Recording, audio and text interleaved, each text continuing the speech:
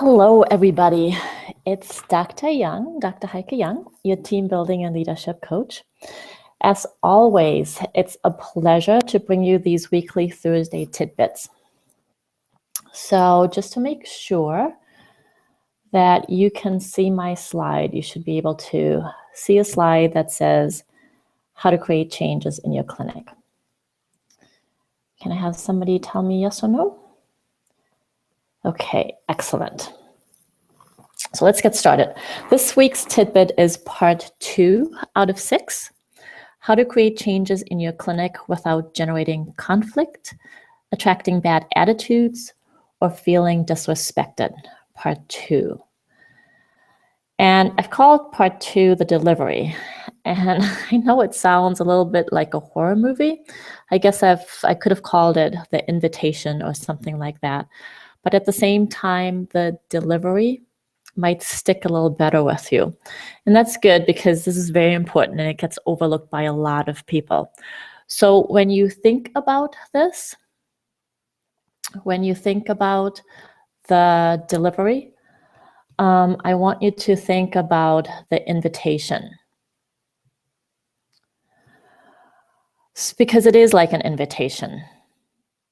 And invitations can be done in different ways. They can be very inviting, very nurturing, very clear, or they can be boring and unorganized and unclear.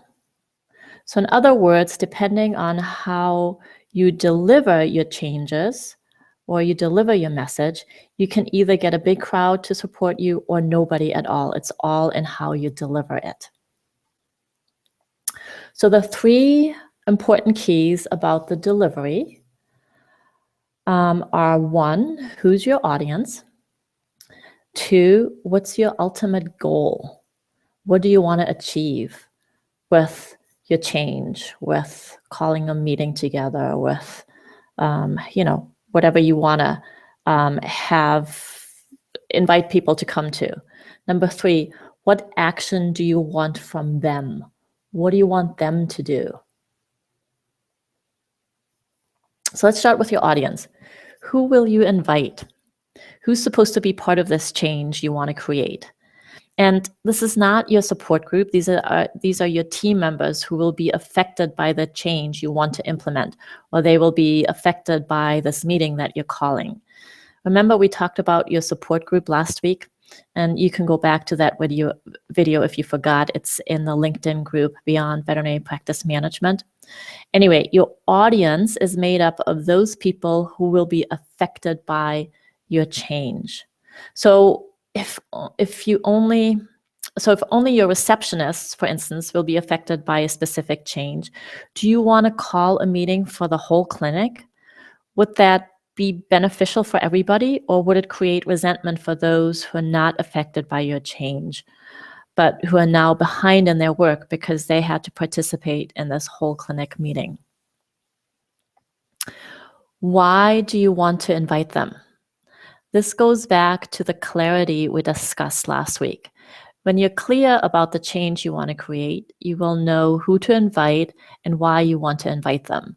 So when I say change, I even mean a meeting, because a meeting thrown into the week is a change. It's out of the ordinary.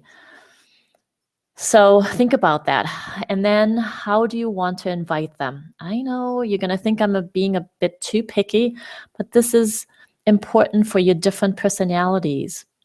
Would they like to be invited via email, via personal invite, sticky note on their desk an hour before, or maybe a week in advance so they can put it on their calendar?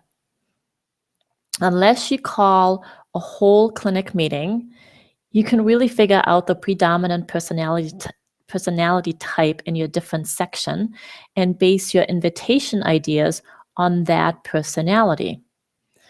Remember, I keep talking about personalities. So remember, left-brained introverts, those in the lower left-hand quadrant, would prefer a personal note because you want to make it about them. Whereas on the opposite side, the right-brained extrovert, who's on the right upper quadrant, would like to find out about it publicly with their friends around or with some sort of fanfare like a balloon or just the allure of a fun time at the meeting or this change creating some sort of fun aspect in their life and their work. So just as a little aside, if you keep getting stuck on the personalities and you're still unsure how to do your own personality profiling in your clinic, don't worry. I have a masterclass, a 60-minute masterclass coming up here very soon. So this whole personality stuff leads me to the last point, because I always tell you with a personality, what's in it for them? So will this change that you want to create, or let's just call it a meeting, will this meeting be fun? Will there be new and exciting information there to be learned? Will you have food there? Will people be recognized for jobs well done? How is this meeting going to be not just informative, but also how will it be alluring? Why should they come? What's in it for them? And then what do you want to achieve with your delivery, with your invitation? Let's say you want to invite them to a meeting. So what do you want to achieve in this meeting? And what do you want to achieve with the change that you want to talk about in the meeting? How will you present it so it's interesting to them?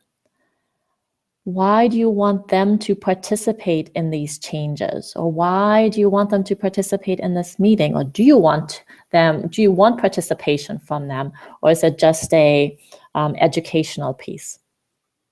Again, if you have clarity around your ideas and the changes that you want to implement, this part should not be a problem. Although I'm going to tell you, in my experience, this, for some reason, is where most of my clients get hung up. Once you master this, and this meaning the clarity around it all, you really have to think about it all. But once you recognize these different questions and actually go with it, it's really easy after that.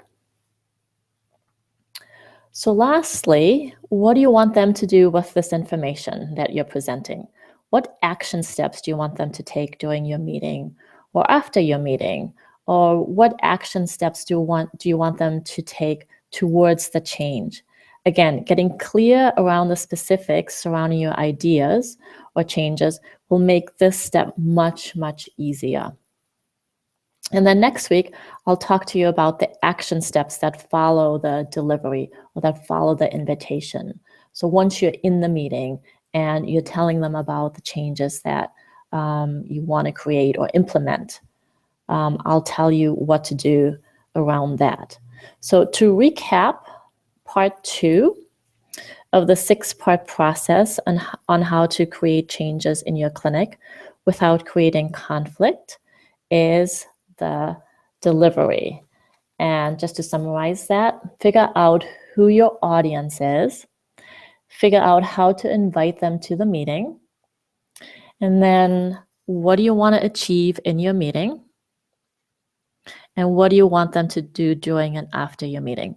So anytime that I say meeting, you can also substitute change for that. So figure out who your audience is and how you want to invite them to this change that you want to create.